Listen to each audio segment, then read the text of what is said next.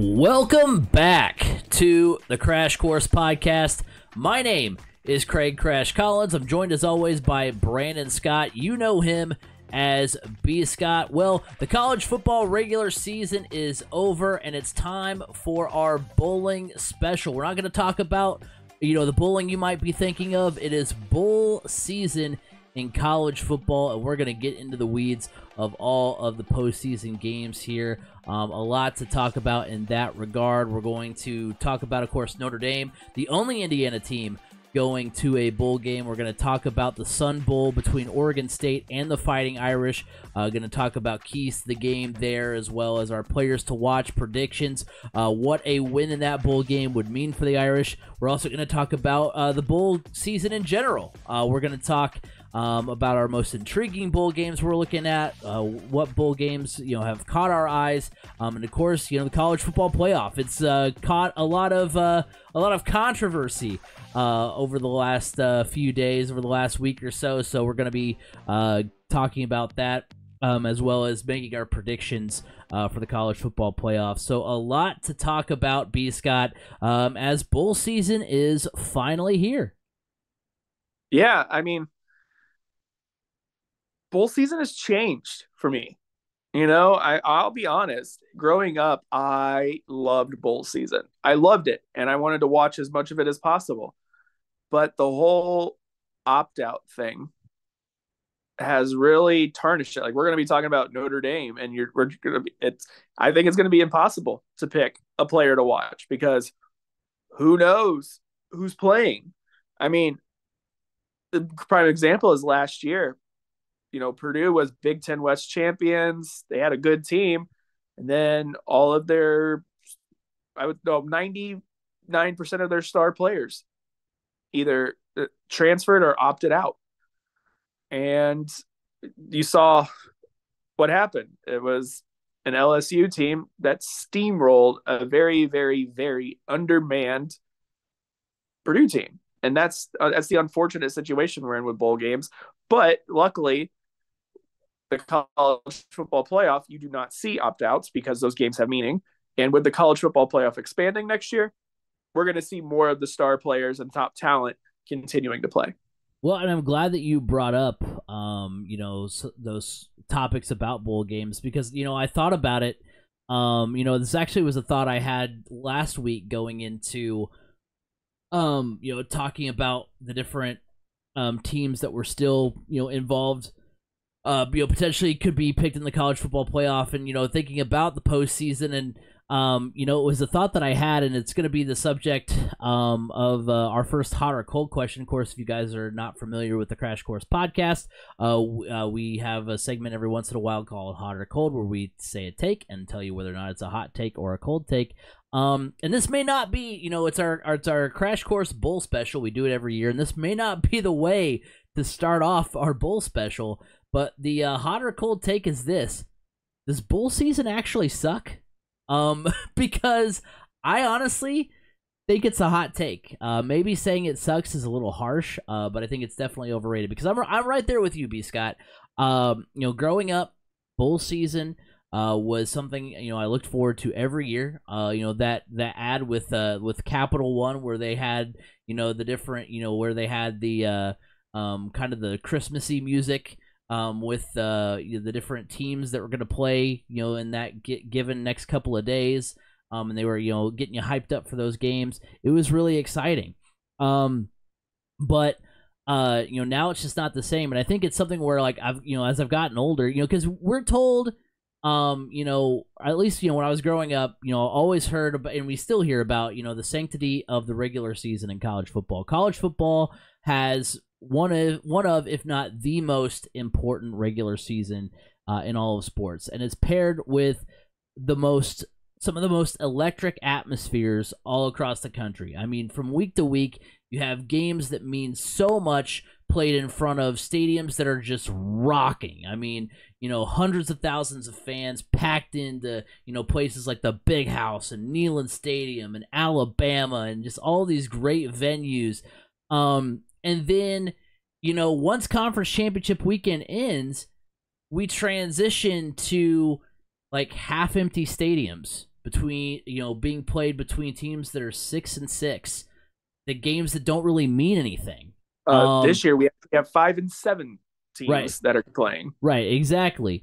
We have there are 43 bowl games this year, 16 of which feature teams that are 6-6 or worse. That's 37%. So nearly 40% of all the bowl games are played with teams that are 6-6 or worse. Six of those bowl games feature teams that are both 6-6. So teams that are both one team will finish below 500, one team will just be one above 500. And look, we're not breaking any news here by saying that there's way too many bowl games played with way too many meh teams.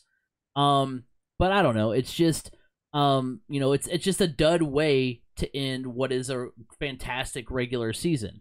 And so and as I've gotten older, you just kind of, I think, recognize that a little bit more. Like, hey, this kind of doesn't mean the same. Now, I will say this: there are certain games I get up for. Like I like watching the MAC. Being someone who grew up in MAC country, I do enjoy. I'll go watch. And those players don't opt out. They don't opt out. Exactly. I'll watch. Sometimes they do. I'll watch those games.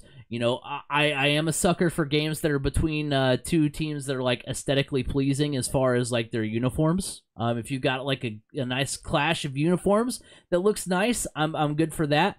But other than that, yeah, I mean, you get some games that are just kind of meh most of the time. But I do think you brought up the college football playoff.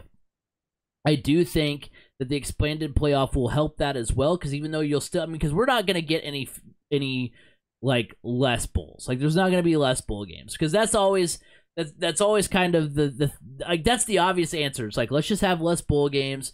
Then that getting to a bowl game would mean more. You could maybe make it to where, I don't know how you would enforce this, or even if this would make any sense, but maybe make something to where like you can't, like kind of like, because everybody talks about the transfer portal being free agency anyway, make it to where you can't transfer until after, because at least that would cut down on the transfer portal. You can't prevent people from opting out as far as like going to the draft, like the draft eligible players, but like maybe as far as the transfer portal, you could say, hey, you can't transfer until your team's season is over.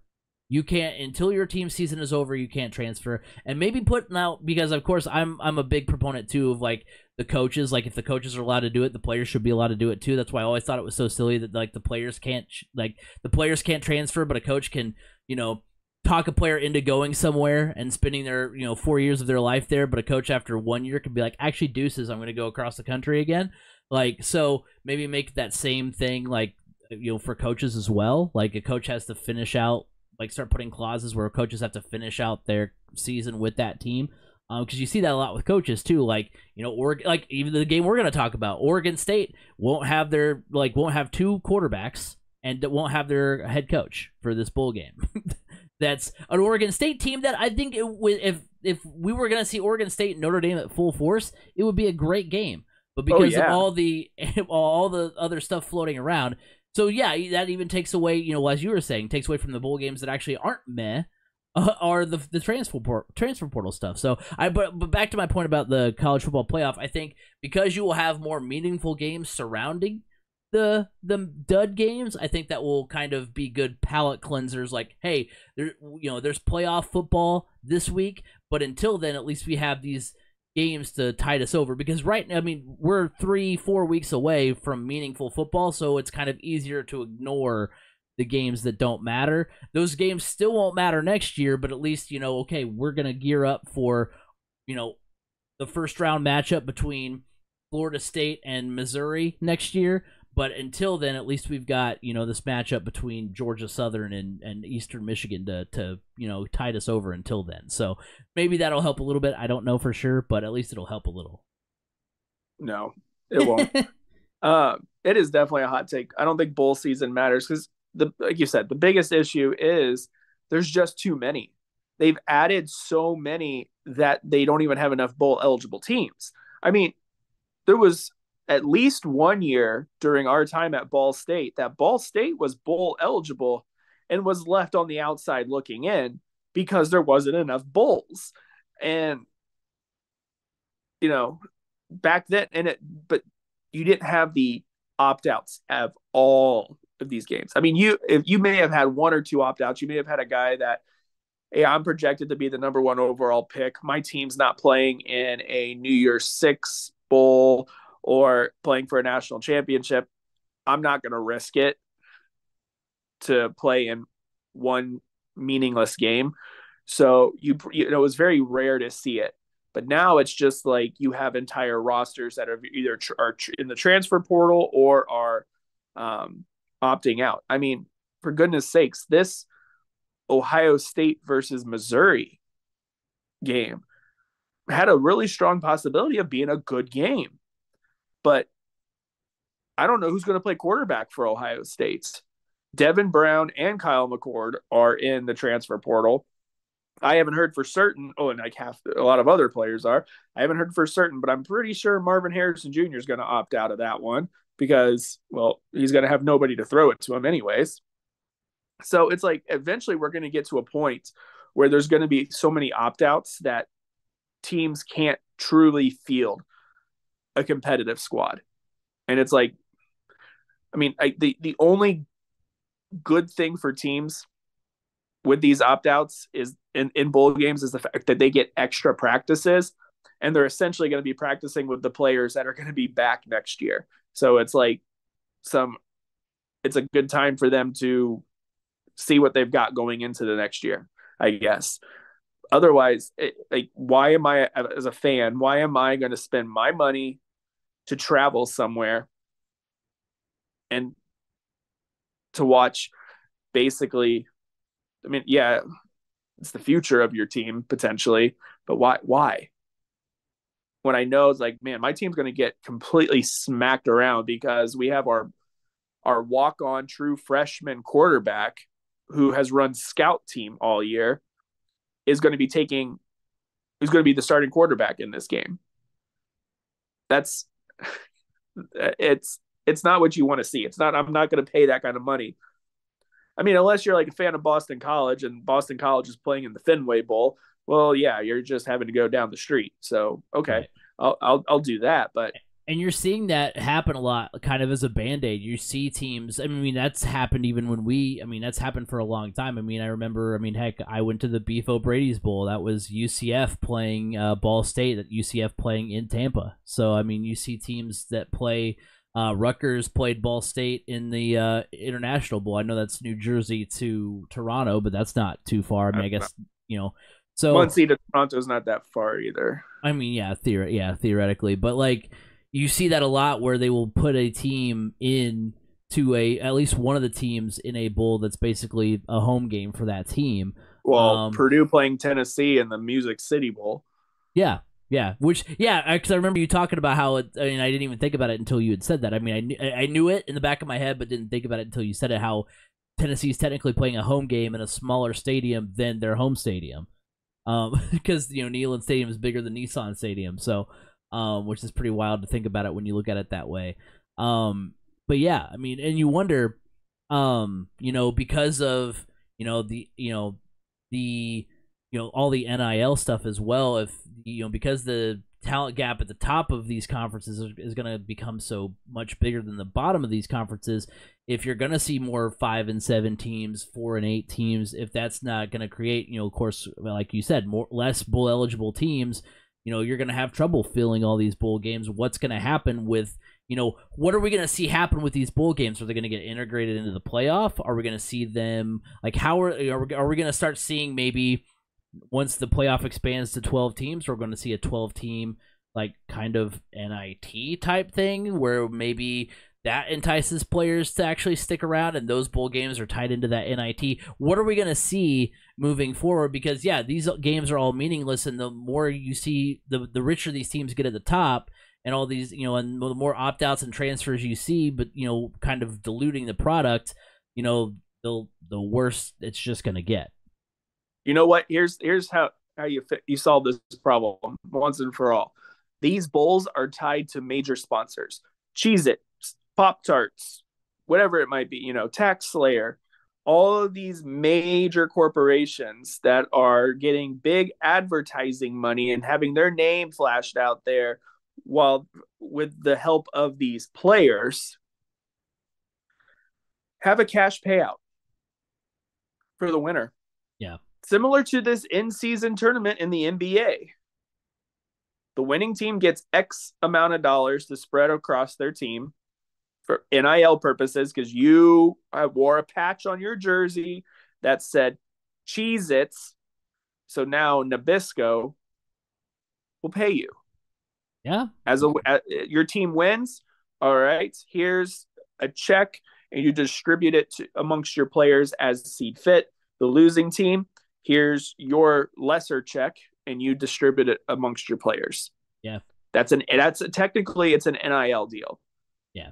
And they've helped promote the Cheez-Its brand. They've helped promote the Pop-Tarts brand or the Duke's Mayo brand. And if that starts happening, you're going to start seeing these small podunk bowls start to go away a little bit as well, because they can't keep up. They can't pay that kind of money.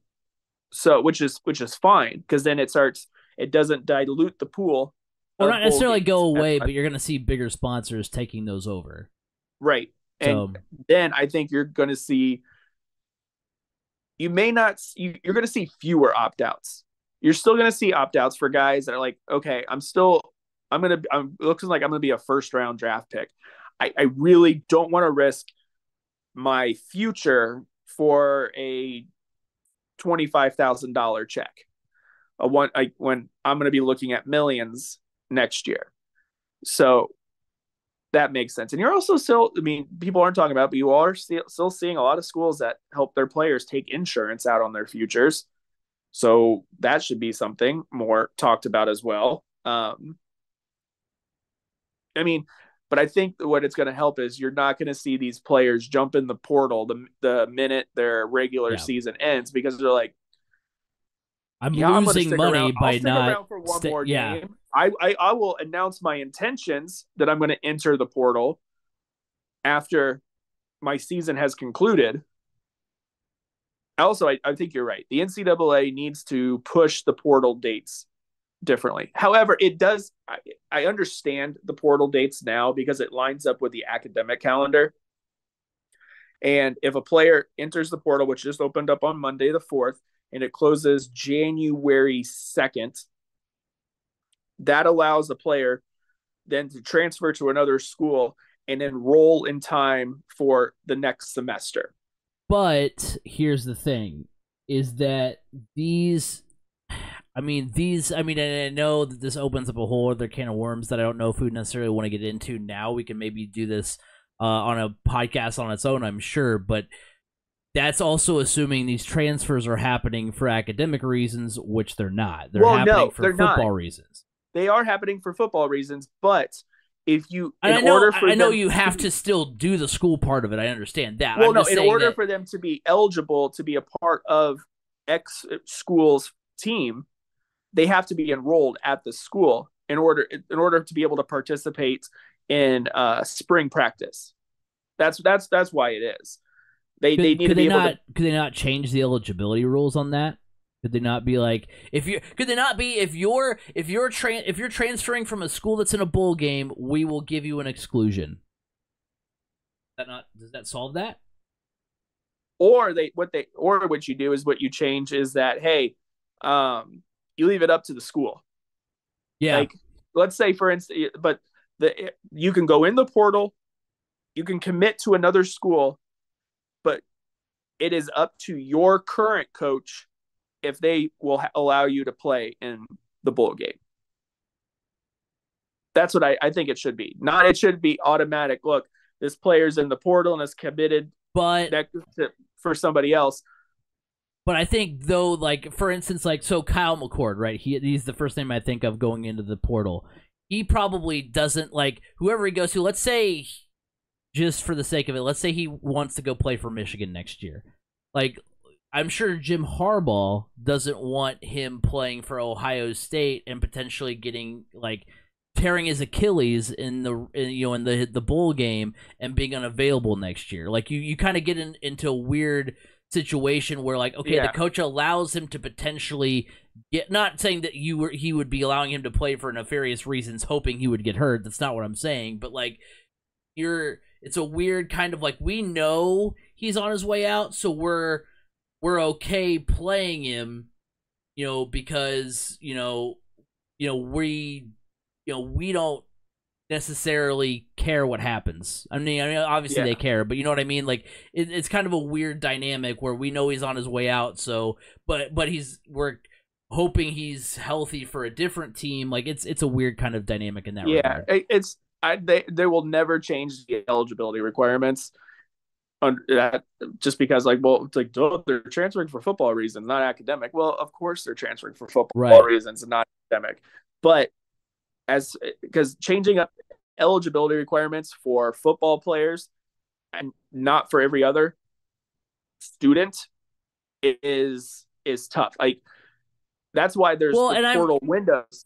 That there's a portal window that opens up at the end of the regular season and closes right before the next semester begins. And then there's another portal that opens up at the end of the spring and closes at the beginning of the summer, that allows players that are come through spring practice and go, okay, look, I'm not going to be getting PT next year.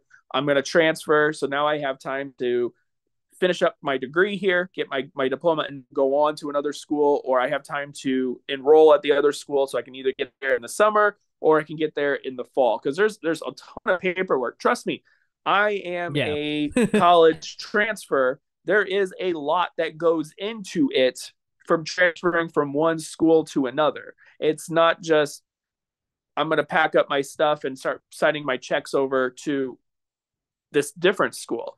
And there's a lot that has to happen. And you don't just Right. pick, you still have to get accepted Yeah, that's true. into the other school, and their admissions offices work on certain schedules as well.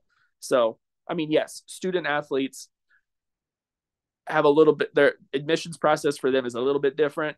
Because you can't tell me that everybody that goes to Northwestern is perfectly eligible to go to Northwestern or Vanderbilt or even Michigan.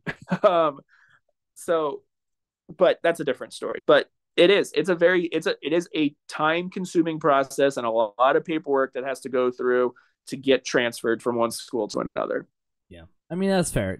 We spent too much time on it already. We need to move on. But where I was going with it was, we've talked about it before. I think with transferring, where like because before, like I understood transferring because your coach left. Like that's a good reason. We've talked about you need to transfer to grad school, transferring during your doing whatever. Like there should be something where like you should have to designate a reason. Like instead of just like, oh, I'm leaving because I don't like the situation I'm in currently football wise. Like that's what Here's the reason: I'm leaving to find a bigger bag. Yeah, exactly. That's pretty much That's it. Yeah, exactly.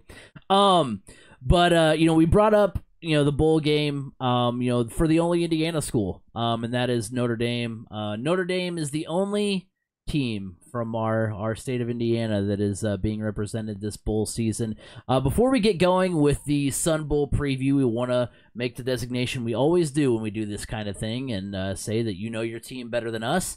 Especially now with the opt-out era, right? Especially you Oregon State faithful that may come across this video. And also this podcast is being recorded first week of December.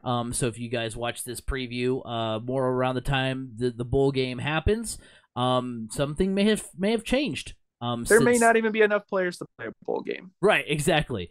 So please be gentle with us in the comment section, depending on when you're viewing this. So we have Notre Dame versus Oregon State in the Sun Bowl. Of course, Oregon State, coming off of their, good. They had a great season. I mean, I believe I didn't write the records down in my notes. I should have done that. I realized that now when I'm looking down here that I didn't write that down. I think they're 9-3, the same record as Notre Dame.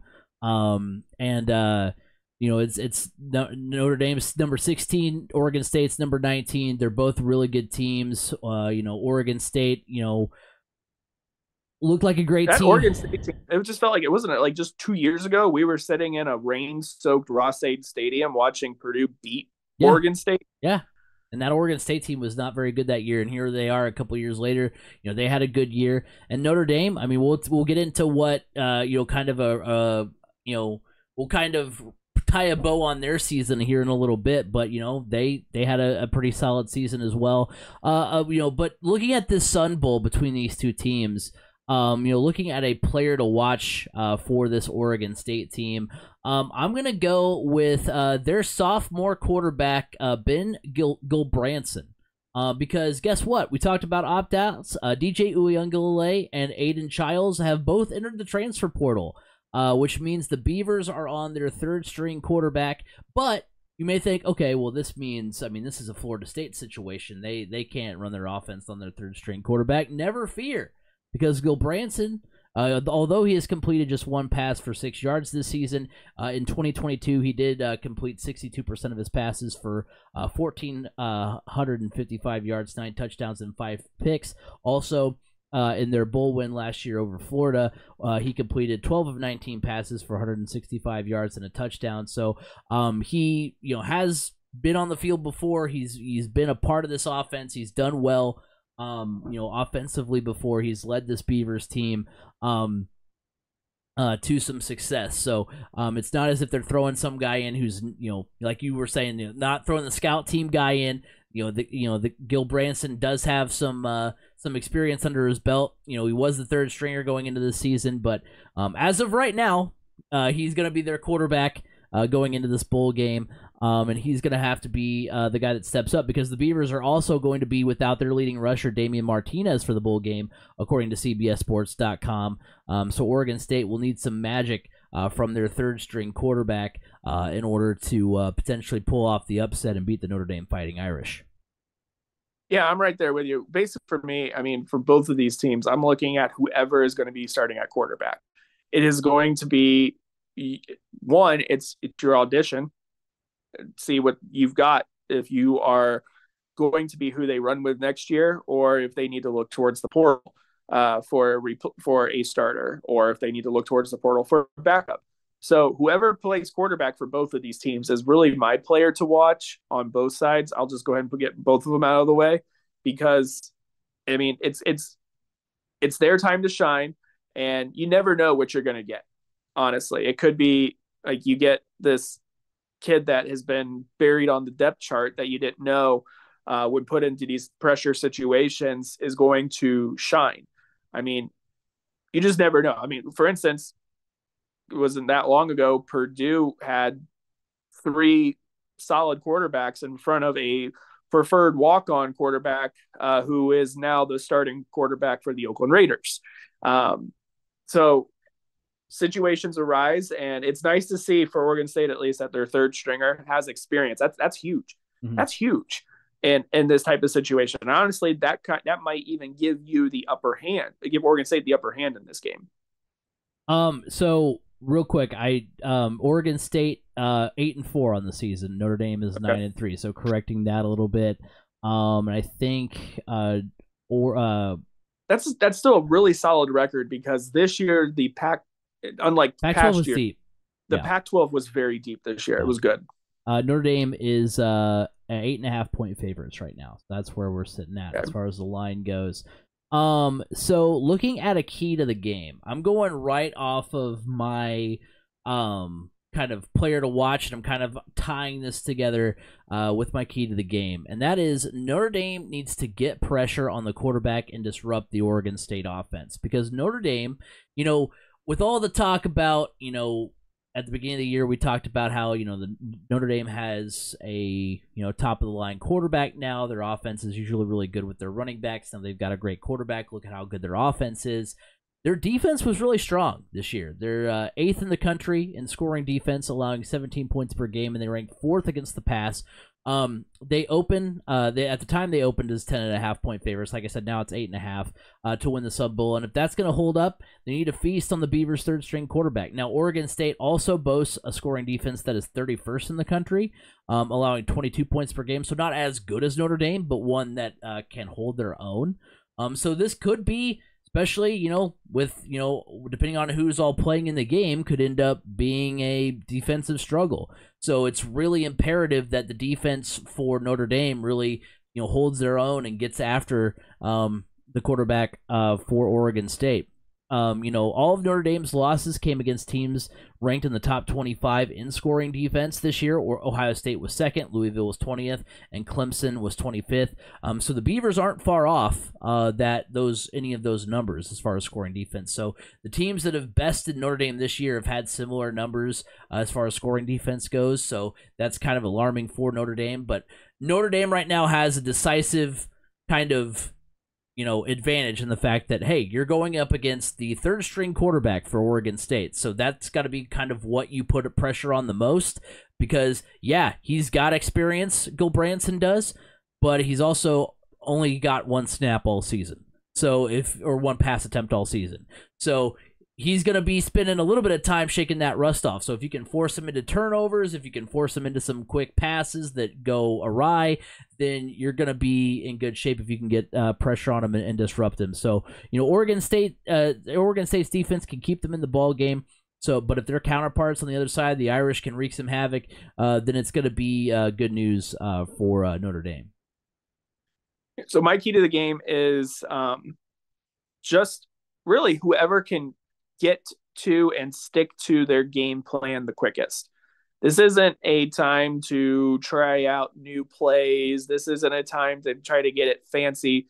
This is a time to really hone in on the fundamentals, especially in practice, and run your base stuff. Whether that means whoever can gain the dominance on the ground the quickest is the one who would be leaning towards victory, or whether it's the one who is the most secure with the ball and not whether it's be throwing interceptions or fumbling it. This is the time just to play smart and get to your game plan the quickest. And that's my key to this game. Both of these coaches, this Oregon State coaching staff or whatever right now, just get out of there. If you come away with a victory, that's great. If you don't, get out of there healthy and let your fan base know that the future can still be bright for you. Now we come to our prediction. Now, hey, look, if Oregon State was at their full, if they were at their full, like I said, if they were at their full, allotment of players, I would 100% probably have picked the upset here and said Oregon State wins the game, just because of, they've been a sneaky good team and they nearly beat Washington. They didn't look great against Oregon. That wasn't a great showing by them, but they've been strong all year. We talked about Oregon State's defense in comparison to the defenses that have beaten the Irish this season, but what I failed to mention is that Ohio State, Louisville, and Clemson all ranked in the top 40 in pass defense, while Oregon ranks 80th. The Irish have a clear advantage at quarterback, and the reports that I've heard as of December 6th, 2023, the reports that I've heard is that Marcus Freeman expects Sam Hartman to play. And wow. If he does, I think he'll have a great game. So that's the reports that I've seen. I did a lot of Googling and a lot of digging. So if anyone down in the comment section wants to be like, you guys don't do your research, I did my research. And so as of right now, I did a lot of digging because you never know. Like that's what's tough about doing these previews for the bowl games, is because it's like, man, is this guy? Because like even picking a player to the game, I was like, ooh, because I was gonna say maybe was I saw Uyunglele and the quarterbacks had opted out. I was like, okay, the running back for Oregon State who had rushed for 1,000 yards, and then I was like, oh, he got arrested. Okay, and he's not gonna play for the bowl game. All right, let's move on to that. So I was like going through. I'm like, okay, all these players aren't playing in the game, so you have to really kind of do some digging there and try to make sure. It's so fluid. Right. You just never know. I mean, who knows? It could be Marcus Freeman saying that, and then a day before it's, oh yeah, Sam Hartman has opted out. Right. And it's like, right, yeah, exactly. I could be posting this podcast tomorrow and then get breaking news. Sam Hartman not playing has in the bowl declared game. for the NFL draft and has Right. decided to opt out of the Sun Bowl. But like I said, as of right now, he's going to play, and if he does, he's going to have a great game. The Beavers, like I said, they're without their head coach, Jonathan Smith. He's now going to Michigan State. They're without their first and second string quarterback. They're without their leading rusher. So I think it's going to be a double-digit win for Notre Dame. I think they cover the spread. They're going to win by at least 10 points in this game. Notre Dame gets to 10 wins on the season. They win the Sun Bowl over Oregon State. Yeah, I'm going with Notre Dame as well, with or without Sam Hartman. I just think having the continuity of your coaching staff is what puts them over the edge here. Look, I hate to say it, Oregon State is just not in a good spot right now. Left essentially without a conference. I mean, everybody's jumping ship because of that. It's a sucky situation. It sucks because that's a good program. That's a proud, I mean, environment. It going into Corvallis is not easy whatsoever. I mean, you've seen some great football games come from there. So, but unfortunately, because of the situation they're in, that's why you're seeing the abandoning of ship, and that puts Notre Dame in a much better situation in this game. Yeah. This could have been like one of the premier non New Year's Six or playoff matchups. I mean, you got two top 20 teams. I mean, yeah, it's and thinking about Oregon, it's funny, I completely forgot about, I was looking at some of the previews and they're like, these teams have played twice. Once was in the Fiesta Bowl. I was like, I literally remember, I think my college football like first core memory was Oregon State Notre Dame Fiesta Bowl when Oregon State won 41-9 back in I think it was 2001 okay, or something like that. So or something like that. It was one of those sure it wasn't one like Jacquez Rogers. No, that was more 07 or 08. That was more recent than that. That could have been more Steven Jackson time. Oh wow. That might have been more up that road. I think Steven Jackson played for Oregon State, didn't he? I think. But regardless, yeah.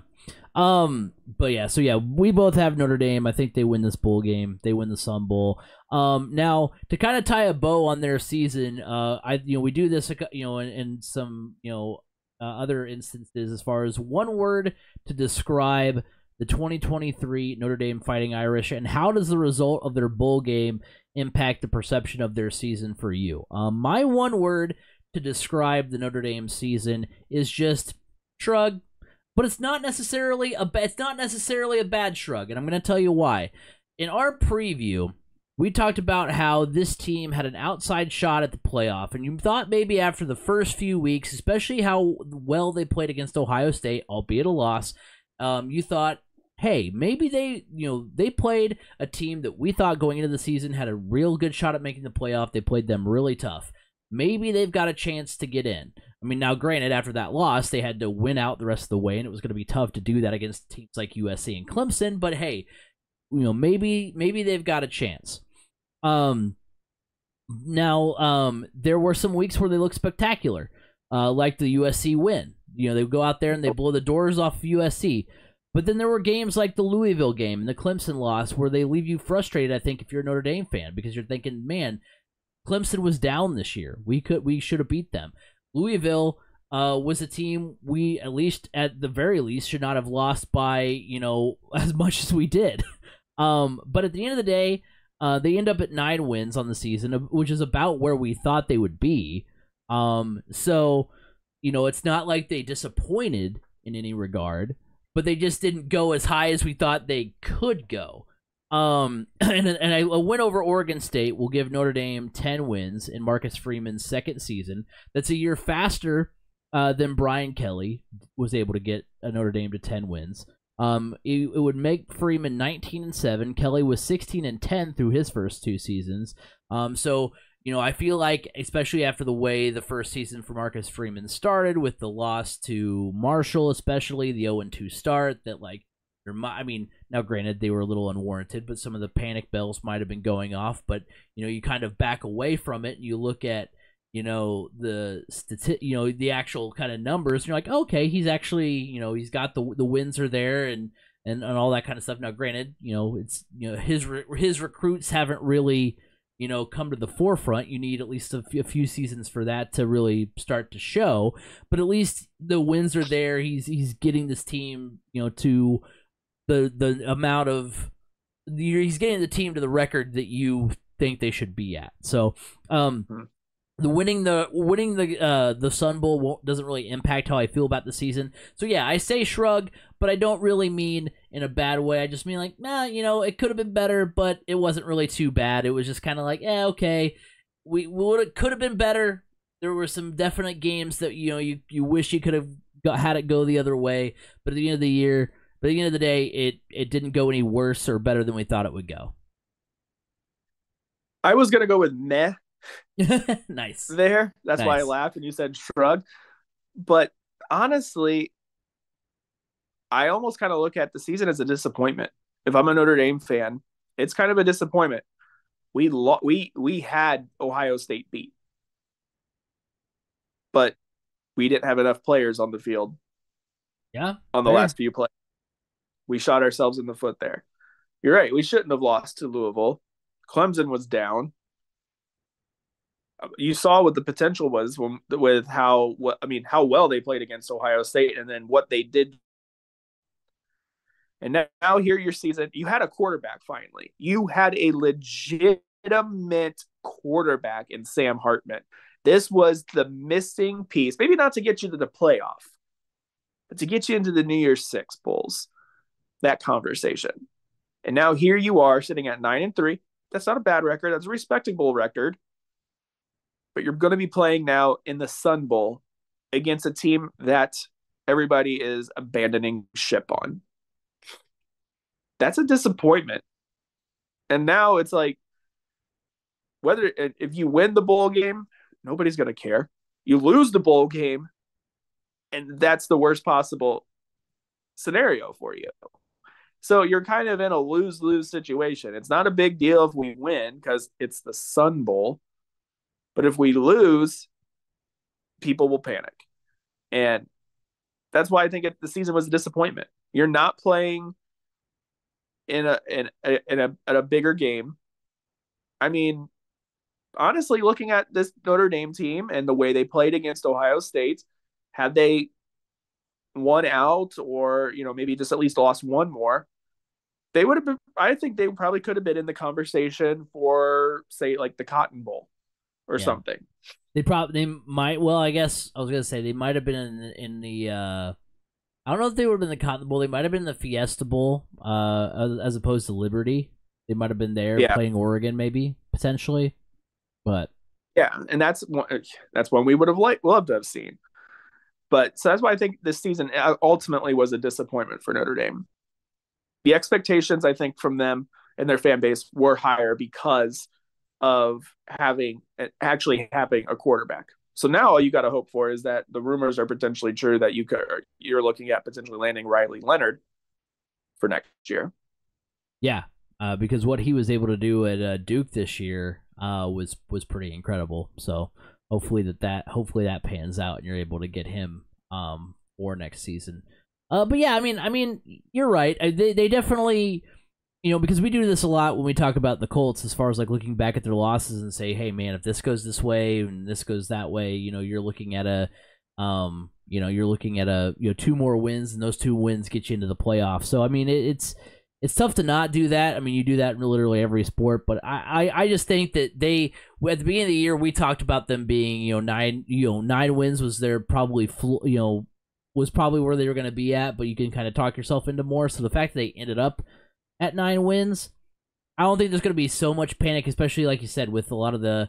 I mean, I guess theoretically there might be a little bit of panic, especially with all the opting out and everything and transfers and all that stuff. If you lose to the 3rd string quarterback, I think there'll be like a little bit of outrage for a little bit, but I don't think it'll be a little disappointing. But especially if they land Riley Leonard and do all that stuff, I think all of that will be forgotten come 2024. I think ultimately what puts the disappointment on it though is the end of that Ohio State game. Yeah, that's fair. So, because yeah, who knows what would have happened if you had the right amount of Enough players, players on enough the players on the field. field, especially in the literal gap that the game-winning play went through was the where you didn't have the 11th player. Um, Yep. yeah, so definitely one you would have liked to have back if you're a Notre Dame fan. So looking at the rest of the bowl games here, I like to do this every year. We're gonna look at our best bowl game, most intriguing bowl game, and we're gonna make a bold bowl tradition. We're gonna do a. I'm gonna go through my best bowl game and most intriguing bowl game first, and then I'll hand it over to you, B. Scott, for the same thing. Best bowl game, which non we're gonna say non-playoff. Best bowl game non-playoff. I'm going with the Alamo Bowl. You've got number 14 Arizona versus number 12 Oklahoma. The Alamo Bowl is always a fun time, and there's no reason to think that this one's going to be any different. You've got Still wish the Arizona, Big Ten had high in that. right? Arizona's on a 6-game winning streak. They knocked off number 19 Oregon State and Utah along the way. They gave Washington a run for their money. They are the fourth best scoring offense in the Pac-12, scoring 34 points per game. The Sooners boast the best scoring offense in the Big 12, averaging 43 points per game. They handed Texas their only loss this season. They've won 3 in a row. So that's going to be, I feel like, a high-scoring game. It always is in the Alamo Bowl. It always feels like that game is like, ends up like 56-53, and I think that's going to be a really exciting bowl game to watch, especially, again, don't know who's all transferred out and who's all opting out of that game, but especially if it ends up being, Dylan Gabriel's in that game and all that stuff. Nope. He's on the transfer portal. Okay, so never mind, but it's still going to be a fun game to watch regardless. That's why I didn't really want to get into the players, so I broke my rule there because I was like, I'm not even going to take the time to get into the weeds there. But regardless, I think it's going to be a fun game because the Alamo Bowl always is. Most intriguing bowl game. I'm going with the Fiesta Bowl. Number 23 Liberty, who's undefeated, against number 8 Oregon. We've got 2 top 5 scoring offenses in college football in this one. Oregon averages 44 points per game, or Liberty scores 41 points per game. Oregon is better defensively.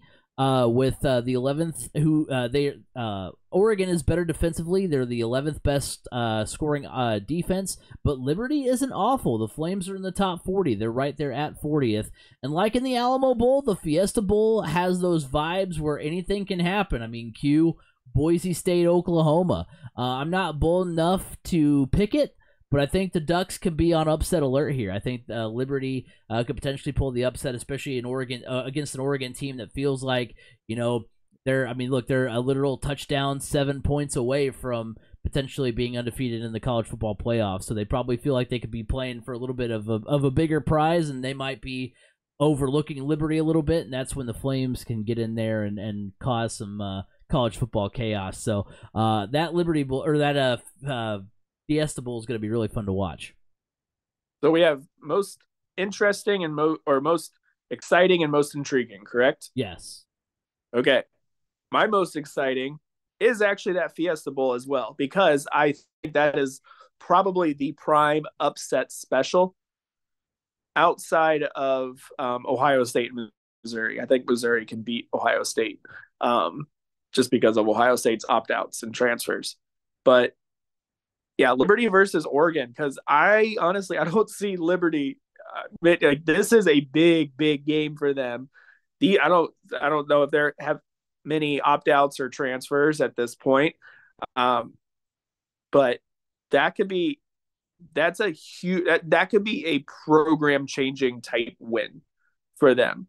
That could bump them up a tier in the college football picture. Because look what Boise State beating Oklahoma did for Boise State for a while there. They just unfortunately couldn't maintain what they had. But it's just hard to believe. I mean, Liberty was an FCS school not that long ago. So it's cool. The Liberty is just a fun team I can't wait for that game. My most intriguing game though is Georgia and Florida State. This is the game that many people probably thought they were going to see, whether it be they were going to see in the playoff, whether it had been in a semifinal game or the championship game. Um, it's intriguing because I really do feel like Florida State's going to play with a chip on their shoulder. Georgia, it could be reeling a little bit from that loss to Alabama. Um, so this is another one where I could see Florida State coming out on top of this game. It's intriguing just because it's a matchup we thought we were going to see, but just not in the setting we were going to see it in. And I'm really excited to see this one because if Georgia goes out there and just steamrolls Florida State, everybody can go. The playoff committee can go, see, told you. But then if Florida State goes out there and beats Georgia, doesn't have to be a steamroll. They just go beat them. Then Florida State can stand up and look at the playoff committee and go, see, told you. Right. So there's a lot to prove in this game. And I think that's what makes this game super, super intriguing. I'm so glad we get to see this matchup because this was one that we all expected to see at this time of the year. And I'm so glad we're not having to see Florida State play Liberty or Missouri or somebody else. I'm so glad we get to see the two teams that were left on the outside looking in of the playoff.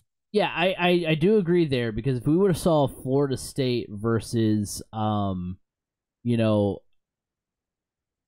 versus Liberty or something like that, because even if Florida State win over Liberty, like that wouldn't have been like an exclamation point that like Florida State would have needed if they were to win that game.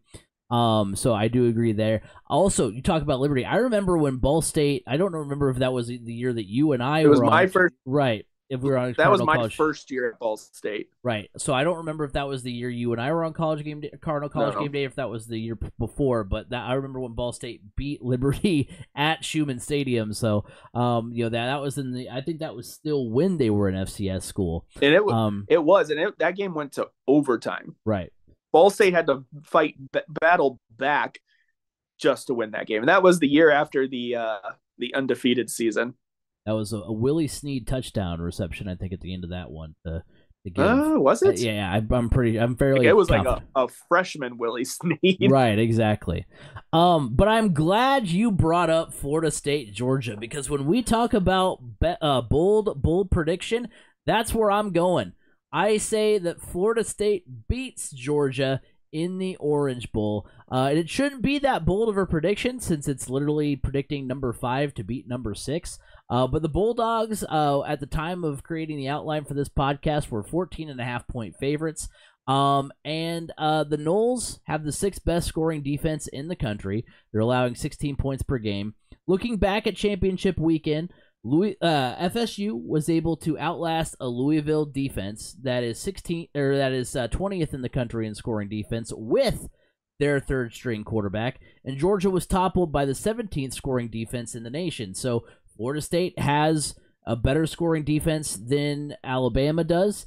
And they were able to shut down a Louisville team and able to put up enough with their third string quarterback. So Florida State, can potentially get the job done here. I think they have the defense to kind of neutralize what Georgia can do offensively. Now, again, Georgia has all the time in the world to prep. I guess just as much time as Florida State does, but we'll see what happens. But Florida State, they're going to be playing. We know the story. They're going to be playing with a lot of anger. They're going to take it out on Georgia, and I think they complete the perfect season. Are they going to go the UCF route and claim the claim the national champion? I don't think so. But yeah, I think they come out. They play with a lot of anger, and they get the win to, like you said, say, hey, look, we told you. Maybe if Alabama wins it. Maybe. They could, yeah. But if Washington or Michigan wins the national championship, but we'll never know though because it's an undefeated. Right, I guess, but yeah, but I mean we'll never know because it's an undefeated. Both would be undefeated Power 5 schools though. So Right. Because it wasn't the year that UCF claimed it, they were the only undefeated team in the country. might have been. I can't remember, but So they had more of a claim yeah. to stake. But yeah. Um, yeah, geez. My bold prediction is that what is my bold prediction? It's so tough to make a bold prediction in this bowl season outside of the playoffs, to be honest. Um, my bold prediction is that the third string quarterback at Ohio State is going to calm any of the nerves or fears that Buckeye fans may have about their situation going into next year. And honestly, kind of an outside of a game bold prediction, Ohio State lands the number one quarterback in the transfer portal, Cam Ward, and everything goes back to feeling better. There you go. I think apparently Ryan Clark says it's a done deal. Cam Ward is signed there, and that is why Kyle McCord went into the transfer portal, because he basically got recruited over, because Ohio State does not want to go into another year with a quarterback that is so up and down. Yeah. Yeah, that's fair. Well, you talked about not knowing, what to choose outside of the playoff, but we're going to go ahead and transition now to our college football playoff predictions here. And we're not going to spend a ton of time on it because it's already been sliced and diced. Brandon lost. As B. Scott goes into a parallel universe. But here, I'll let you get readjusted here. We'll tee that up again. All right. Webcam has fallen. The webcam is down. We go. It's a we post the recording to YouTube, but it is recorded live. We do this all in one take. So there's your proof right there. But yeah, we're now going to transition into our college football playoff predictions, and we're not going to spend a ton of time on this because you know if you guys are watching this, you guys are all huge college football fans, and you've heard it be hashed and rehashed 1,000 times. But we're going to at least give our take on it. At least, did the committee get it right with the 4 teams that are in the college football playoffs? And I landed a few different places. My mood changed quite a bit over the course of this past weekend, because when we had talked about all the different teams that could potentially make the college football playoff, we had 7 or 8 teams that were in the mix going into this past weekend, and when going into the weekend, I was like, maybe I've been a big fan of going to 12 teams just because I hated 4, but like maybe 12 is too many, because even with the 8 teams that we had this year going into it, I mean, we'd still have 4 more teams to fill if we went to 12 teams, and this is the most teams we've ever had be in it this late in the year. Like maybe 12 is too many. Like maybe it's fine the way it is, kind of like whatever. And then Alabama beats Georgia. And then I'm like, you know what? Because I was fairly certain. I was certain at the time, in the heat of the moment, I was fairly certain that we were going to see Michigan 1, Washington 2, Alabama 3, Georgia 4. That's what I thought we were going to see. And so if that had happened, I was prepared to go onto this podcast and go full, this is why we need 12 teams. This because this can't keep happening where we decide at the beginning of the year that only one conference matters, and then we just pick and choose who matters from all the other conferences. Like there's no true power conferences. Even winning a Power 5 conference doesn't matter. Like I was prepared to go into that whole rant that I go into every single time we talk about this subject on the podcast. And then noon on Sunday rolls around, and we see the 4 teams, and I just kind of left going, it's kind of not the outcome I expected. We knew Michigan was a lock with the win. We knew Washington was a lock with the win as well. So there's 2 of the 4 spots. I mean, Alabama had the best win of the weekend. They beating Georgia, the back-to-back defending champs, winners of 29 in a row, arguably the best resume win of any of the teams that were still in contention.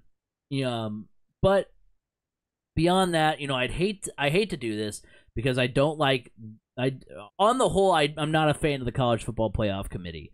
But I hate to bail them out, but I just don't think there was a right answer here. Because yes, Texas has one loss, but they beat Alabama, another win that's up there as far as the best resume wins of the year, and they won resoundingly over Oklahoma State in the Big 12 championship game. So are you going to leave them out and put Bama in? Like, those are the two teams that those are the two teams that I guess I know Florida State had a big resume win over LSU, but if you were to rank the resume wins of all the teams over the course of the year, now granted, Michigan doesn't really have that big resume win. I guess they do over Ohio State. And Washington and Penn State. Well, with the way Penn State's looked this year. Well, you win into Penn State and you beat a top 15 Penn State team. Okay. Well, without your head coach. But even still, so I mean, if you were to rank between those three teams, then if you were to rank them, go Alabama's win over Georgia is 1, Texas's win over Alabama is 2, and then Florida's win over LSU is 3, based on how those teams have performed. Because you rank those teams, Georgia's 1, Alabama's 2, LSU's 3. Or even if you want to flip flop 1 and 2, we can still agree that LSU is 3. And Oklahoma State and Louisville, talking about, Texas winning resoundingly over Oklahoma State. OK State and Louisville, who FSU beat in the ACC title game, were ranked about the same. So you compare those two wins. One team beat their, fringe top 20 team by a large margin, and the other one struggled with their fringe top 20 team. It's not fair. It probably should have been Florida State at 3, Bama at 4. Because what the thing that's odd to me is why we put so much emphasis. Because to me, I think the easiest conclusion we can leave at, like I said, is putting Florida State at 3 and Alabama at 4. I think that would have been the easiest. You still get the SEC, but here's the thing. Because why are we so stuck? Like, why does the Texas Alabama head-to-head matter more than literally anything else? Like, that's what it seems like. So like we don't care. We care about preserving that aspect of the regular season more than we care about preserving the Florida State going undefeated aspect. We care more about preserving that one game, that one outcome, more than any of the outcomes of the entire Florida State season. Why is that one outcome more important than the entire Florida State season? And I understand that I sat here and argued that Florida State shouldn't be in last week. I will say that it was partly because I thought they would lose to Louisville, and I thought this would all work itself out. But I'm just saying, it's so odd that that was the one hiccup. They were like, well, we can't rank the team that beat the other. We can't rank Texas below Alabama because Texas beat Alabama. Well, yeah, but Florida State also went undefeated. Why do we care? Why do we care so much about making sure Texas is in ahead of Alabama more than we care about if Florida State goes undefeated and literally takes care of every team on their schedule? So that was the odd thing to me. But I mean, like we also talked about last week, and it's been rehashed 1,000 times, Florida State is not the same team as they were with their starting quarterback. It stinks to say this, and I think the conclusion we can get to at the end of the day is, thank goodness we get 12 teams next year, because that takes it out of the hands of the committee. We might still see some weird, shady committee things next year, but at least there's not going to be these weird, random, goalposts that get moved every year. Yeah, I mean, Florida State's argument still is first year of playoff. Ohio, one loss, Ohio State gets in with their third string quarterback. But they're also their third string quarterback helped dismantle a Wisconsin team in the Big Ten championship. They didn't struggle in a low scoring affair against a lesser opponent. Honestly, I'm on the side that the committee did not get it right. I do believe you needed to you did need to reward Florida State because that defense is so good for their undefeated season. And unfortunately, that would have at that point that would have left the SEC out, in my opinion. And yeah, you would have had to explain that, but look, that head to head of Texas and Alabama, that was a big deal. I think it wouldn't have been as big of a deal for in the committee's mind with Texas had Texas beaten Alabama on a neutral site or at Texas. But the fact that that win came in Tuscaloosa, I mean, even if you look at like the net rankings in basketball, that win would have been a tier 1 win. That is a big, big, big win as far as a resume goes. And then they lost to at that time a highly ranked Oklahoma on a neutral site. So their one loss did not come at home. It came on a neutral site in a rivalry game, which is taken into account, I would believe. Honestly, I think this thing could have been played out a whole lot better if Georgia just would have handled business and beaten Alabama. Because then you would have had Georgia 1, Michigan 2, Washington 3, and Florida State. I was gonna say, you probably would have had Florida State 4, I think, because then you wouldn't. You wouldn't have had a reason because you wouldn't because the whole thing is they wanted to make sure Texas was ahead of Alabama. Right. It would have been 4 undefeated teams, and you could have. That's why we picked. But because Alabama won, they just could not put Alabama in and not Texas. Especially, I mean, I think had Jordan Travis been healthy and still playing for Florida State, I do believe we'd see Florida State in there though. Right now. It really does come down to that. And the committee they've come out and said in the past, look, that does go into a deciding factor for us. If you are down a player that is a star player for you, that is a huge contributor, we do factor that into our decisions. Yeah. I am just glad, thankfully, that we're going to 12 teams next year. I'm very glad.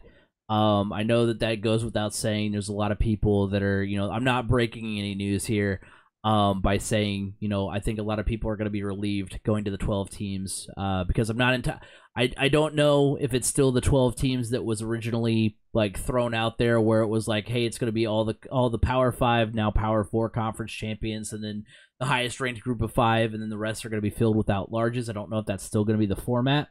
But at least there's going to be some semblance of structure.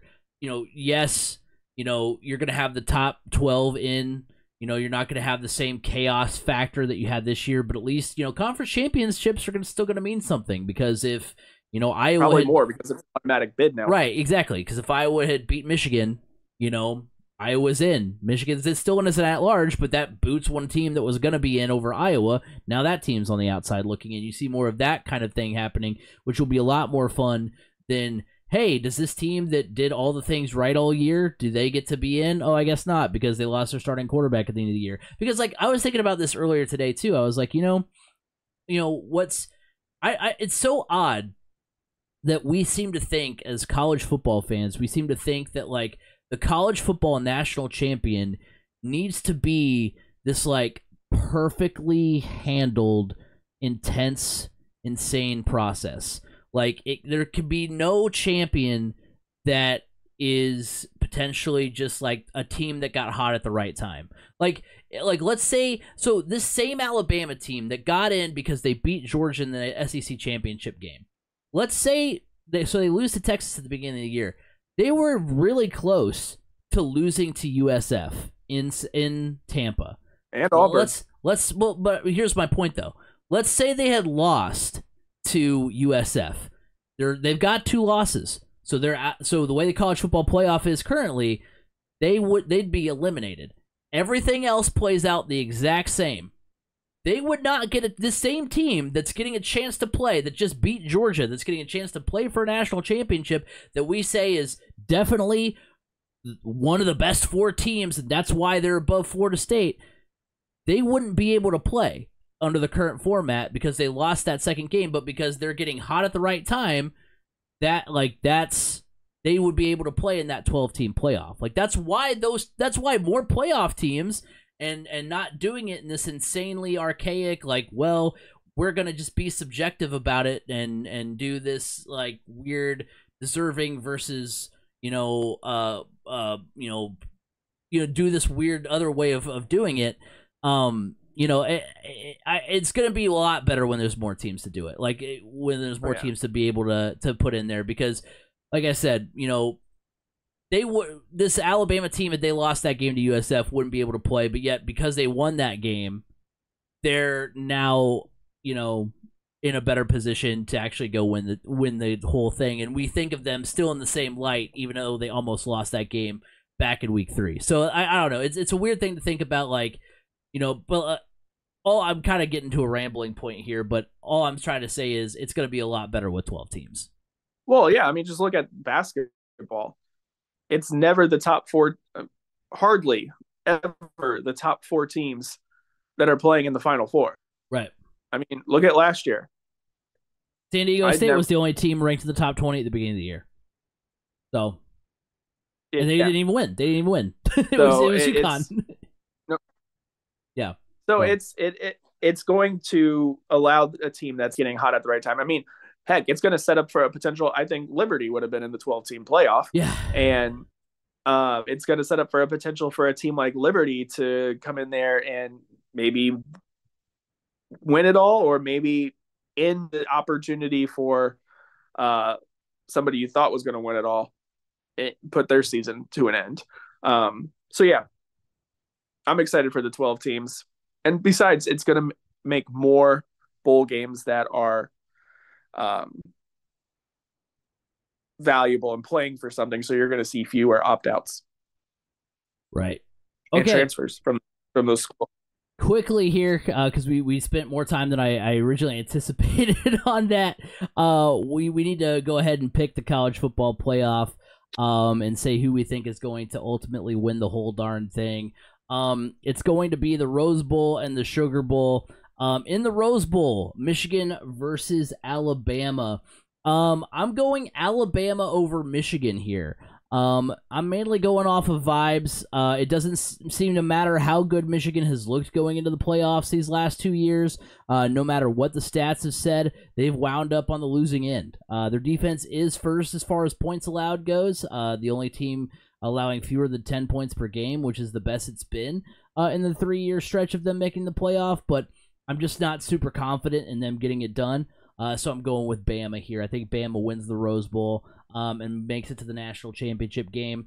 In the Sugar Bowl, I've got Washington over Texas. It's really close, but I'm going with the Huskies. I was really impressed with what they did against Oregon in the Pac-12 championship game. I tried looking for clues for this one because these two teams played in the Alamo Bowl last year, and I was trying to get into like what statistics kind of stuck out, and guess what? It was real similar. There wasn't really anything that stood out. Both teams, played pretty evenly. I'm leaning Washington, though, because the Huskies are first in passing yards in the Pac-12, and Texas ranks towards the bottom against the pass in the Big 12, and their one loss came against the top passing offense in the conference in Oklahoma. So give me the dog. So I think that shapes up to be a Washington versus Alabama national championship game.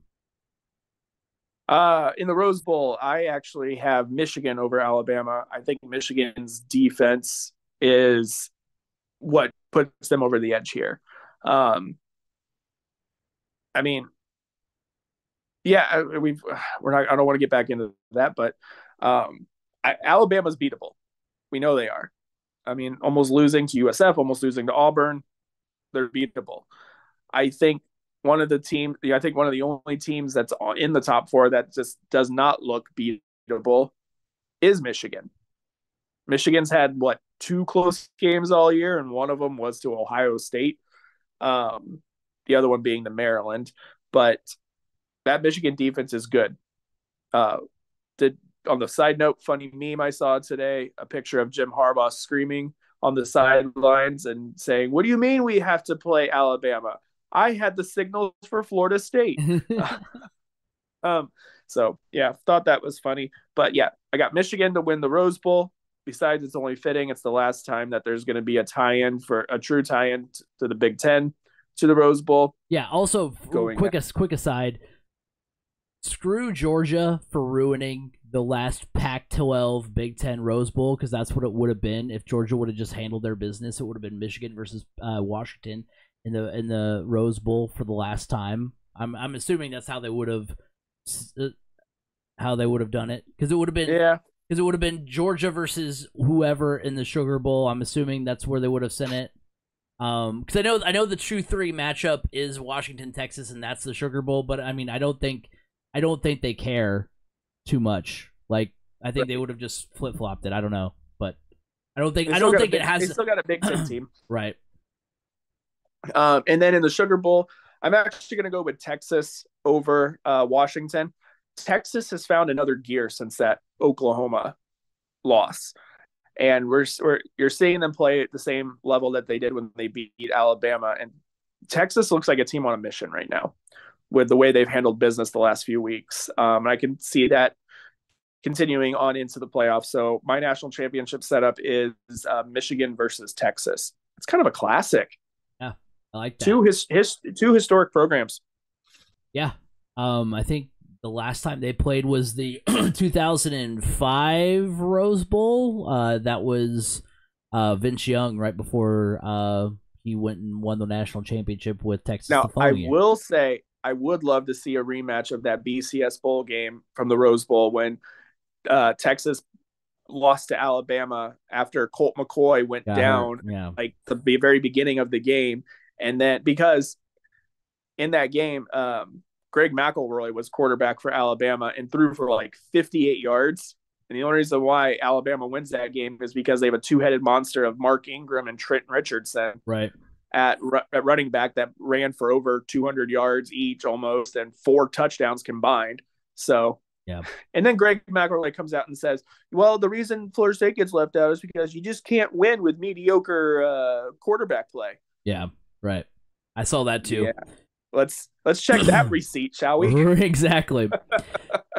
All right, so my national championship game, my pick, I've got Washington versus Alabama, and I'm actually going to go off vibes again. I'm going with the Huskies. The Washington Huskies beat Alabama, and the reason I'm going off of vibes here is because prior to this season, the last time the Pac-12 made the college football playoff was 2016, and guess what matchup that was?